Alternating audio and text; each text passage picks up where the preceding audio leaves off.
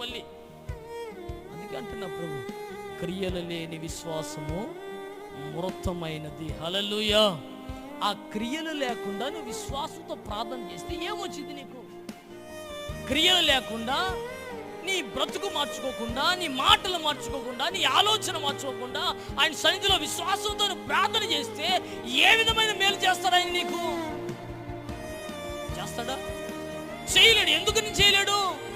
ఎందుకనంటే ఆయన విశ్వాసాన్ని చూస్తాడు. విశ్వాసానికి ముందు ఏం చూస్తారంటే నీ క్రియలు చూస్తాడు. హల్లెలూయా. నీ క్రియలు ఉంటేనే నీ విశ్వాసం. అందుకే నా ప్రభు చెప్తున్నాడు, నీవు ఆయన ఎదుట యోగ్యుడిగా కనిపిస్తేనే ఆయన ఎదుట మేలు చేస్తాడు. హల్లెలూయా. అందుకే నా ప్రభు చెప్తున్నాడు, దేవుడు నీవు ఆయన సన్నిధిలో ఎట్లా కనిపిస్తున్నావు? నీవు ఎంత విశ్వాసం, ఎన్నోసార్లు నేను చూచుంటాడుగా.